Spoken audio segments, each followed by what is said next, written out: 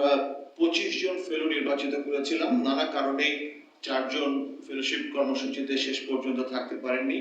কয়েকজন পুরো 3 মাসের আমাদের কথা ছিল যে 3টি করে প্রতিবেদন, মাসে একটি করে 3টি প্রতিবেদন তৈরি করবেন এবং তার উপর বিচার করা হবে।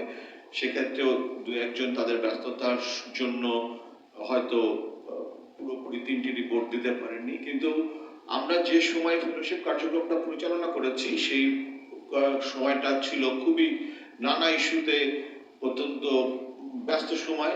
রাজনৈতিক ইস্যু, অর্থনৈতিক ইস্যু, দুর্নীতির ইস্যু, অপরাধমূলক বিষয়, তার মধ্যেও ফেলোরা যারা ফেলোশিপ সম্পূর্ণ করেছে তাদের প্রত্যেককে আমি অভিনন্দন জানাই। আমি মনে করি যে তারা সবাই বিজয়ী। এখানে পুরস্কার বা বিজয়, কে প্রথম কে দ্বিতীয় ইত্যাদি বিষয়গুলো খুবই অপ্রাসঙ্গিক, কিন্তু যেহেতু একটা ফেলোশিপ কর্মসূচির একটা নির্দিষ্ট নীতিমালা থাকে, সুনির্দিষ্ট একটা কর্মপন্থা থাকে, সেজন্য কাউকে পুরস্কার দিতে হয়। কিন্তু যারা ফেলোশিপ অংশগ্রহণ করেছেন এবং যারা 3টি রিপোর্ট তাদের ফেলোশিপ মেয়াদে করেছেন, প্রত্যেকটা রিপোর্টই ভালো হয়েছে এবং এই রিপোর্টগুলো যাচাই বাছাই করার জন্য আমরা 4 সদস্যের একটা বিচারক প্যানেল করেছিলাম। এই প্যানেলের মধ্যে ছিলেন প্রণব সাহা, ডিবিসি সম্পাদক, ছিলেন সৈয়দ ইশতিয়াক রেজা, ছিলেন মঞ্জুল হাসান বুলবুল এবং ডক্টর গোলাম রব্বানী। এবং 4 জনের এই বিচারের একটা সম্পূর্ণ নিরপেক্ষ আহ্বানের মধ্যে দিয়ে আমরা যে প্রতিবেদনগুলো তৈরি হয়েছে সেই প্রতিবেদনগুলোতে আমরা শ্রেষ্ঠ 3টি প্রতিবেদনকে প্রিন্ট এবং ইলেকট্রনিক মিডিয়া থেকে নির্বাচিত করেছি। তবে আমি মনে করি যে বিচারকরা তাদের বিভিন্ন দৃষ্টিভঙ্গি থেকে হয়তো বিচার কার্য পরিচালনা করেছেন। আমি ব্যক্তিগতভাবে মনে করি যারা প্রতিবেদনগুলো লিখেছেন প্রত্যেকটি প্রতিবেদনই সমাজে এবং রাষ্ট্রের জন্য বড় ধরনের অবদান রেখেছে। আমি এবার পুরস্কার বিতরণের জন্য কার্যক্রম শুরু করব আজকের অনুষ্ঠানে সম্মানিত সভাপতির অনুমতিক্রমে। প্রথমেই ইলেকট্রনিক মিডিয়া, এবং আমরা প্রথমে বলে নেই পুরস্কার ঘোষণার আগে যে আপনাদের একটু টেনশনে রাখতে ভালো লাগছে। তো যারা ফেলো হয়েছেন প্রত্যেকে, যারা 3টি রিপোর্ট তৈরি করেছেন তারা প্রত্যেকে ফেলোশিপ কর্মসূচি সফল করার জন্য 75,000 টাকা করে ফেলো সম্মানী পাবেন। যারা 2টি করেছেন তারা 50,000 টাকা পাবেন, যারা 1টি করেছেন তারা 25,000 টাকা পাবেন। আর এর বাইরে যারা প্রথম, দ্বিতীয় এবং তৃতীয় হয়েছে, প্রথম 1 লাখ টাকা পুরস্কার পাবেন, দ্বিতীয় 50,000 টাকা এবং তৃতীয় 25,000 টাকা মূল্যের পুরস্কার পাবেন। আমরা 2টি ক্যাটাগরিতে পুরস্কার দেব, একটি হলো ইলেকট্রনিক মিডিয়া আর একটি প্রিন্ট এবং অনলাইন মিডিয়া। প্রথমেই ইলেকট্রনিক মিডিয়ার তৃতীয় স্থানের খাম খোলার জন্য আমি অনুরোধ জানাচ্ছি প্রকল্প পরিচালক আব্দুর রহিম, আপনার কাছে একটি খাম আসবে, আপনি আপনার আসন থেকে বসেই ওই খামটি খুলবেন এবং নামটি অ্যানাউন্স করবেন। জনাব আব্দুর রহিমের কাছে খামটি দেওয়ার জন্য অনুরোধ জানাচ্ছি। জনাব আব্দুর রহিম, আপনি খামটি গ্রহণ করুন। আপনার সামনে মাইক্রোফোন আছে, মাইক্রোফোন খুলে আপনি নামটি ঘোষণা করুন। না, আমরাও জানি না।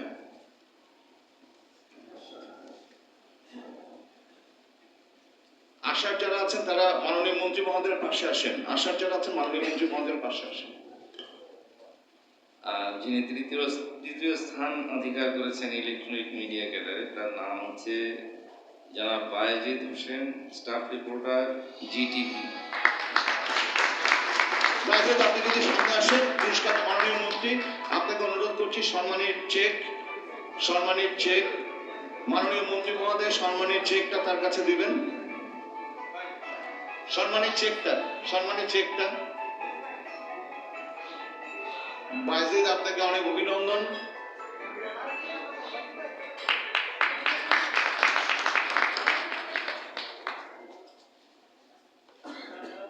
আমি আজকের অনুষ্ঠানের সভাপতি ডক্টর রিয়াজুল্লাহকে অনুরোধ করছি তৃতীয় স্থান অধিকারী ক্রেস্ট দেওয়ার জন্য।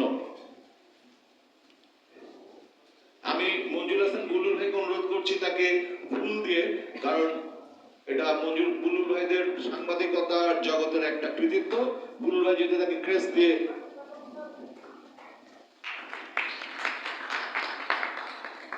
ক্রেস্ট এবং সার্টিফিকেট দেবেন মঞ্জুল হাসান বুলবুল। ফুল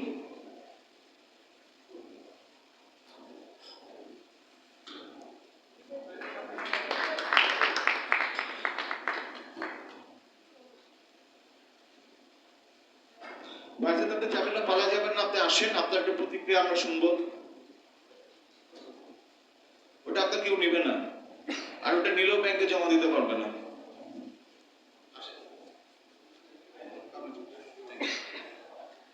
শুভেচ্ছা সবাইকে। আমি ফেলোশিপ হিসাবে নিশ্চয়ই এই পুরস্কার অসাধারণ এবং ভালো লাগার একটা অনুভূতি তৈরি করে, এটা স্বাভাবিক। তবে অভিজ্ঞতাটা ছিল অসাধারণ। আমি গ্রামের মানুষ, গ্রাম থেকে উঠে আসা। আমাদেরও ছোটবেলায় গরু ছিল, গরুর খামার ছিল না, দুটা গরু পালা হতো নিজেদের দুধ খাওয়ার জন্য এবং নিজেদের প্রয়োজন মেটানোর জন্য প্রয়োজনীয়। তবে এটার প্রতি আগ্রহ ছিল আমার অনেক। 2001 সালে আমি যুব উন্নয়ন প্রশিক্ষণ কেন্দ্র থেকে ট্রেনিং নিয়েছিলাম একটা খামার করব এরকম একটা স্বপ্ন নিয়ে। তো ঘটনাক্রমে খামার দেওয়া হয়নি, কিন্তু আগ্রহটা ছিল অসাধারণ আমার। এরপরে এইটা পাওয়া আমার জন্য অনেক সৌভাগ্যের। আমি গিয়েছি সর্বশেষ পিরোজপুর মঠবাড়ি গিয়েছিলাম, গাজী অ্যাগ্রো ফার্মে। সেখানে গিয়ে দেখলাম অনেক বড় বড় ফার্ম এবং বিশাল বড় আয়োজন। এবং তাদের ফার্মটা ভিজিট করে আমার যে অভিজ্ঞতা হয়েছে সেটা এক কথায় অসাধারণ। যে একই খামার থেকে তারা মানে সর্বশেষ যে বিষয়টা আমরা দেখতে পেয়েছি যে খামার কিন্তু ইদানিং বন্ধ হয়ে যাচ্ছিল অনেক, কিন্তু ওই খামারটা গিয়ে আমার ধারণাটা পরিবর্তন হয়ে গেছে যে খামার আসলে কিভাবে লাভবান করা যায়। আমি নিউজটা লাস্ট নিউজ দুই পর্বে করেছি ওই জন্য, যে একটা খামার থেকে কোনো কিছু ওয়েস্টেজ নষ্ট হচ্ছে না, তারা পরিপূর্ণ ইউটিলাইজ করছে। গোবর থেকে তারা গ্যাস উৎপাদন করছে, সেখান থেকে বিদ্যুৎ উৎপাদন করছে, তারপর জৈব সার উৎপাদন করছে, মানে কোনো কিছু ফেলানো না। এবং সেটা দিয়ে ঘাস উৎপাদন এবং কি বলে খামারে ফসল উৎপাদন করছে, সব মিলিয়ে মানে একটু অস্টেজ নাই। তো দেখে ভালো লাগলো এবং অভিজ্ঞতা যা হচ্ছে সেটা এক কথায় অসাধারণ। ধন্যবাদ সবাইকে আমাকে এখানে সুযোগ দেওয়ার জন্য। Thank you. ধন্যবাদ বায়েজিদ, আপনি সব বললেন, আমাদের খাওয়াবেন কিনা সেটা বললেন না। যে আমরা অপেক্ষায় থাকবো। বায়েজিদ 25,000 টাকা মূল্যের তৃতীয় পুরস্কার এবং 75,000 টাকার ফেলো সম্মানী পেয়েছেন। এবার তৃতীয়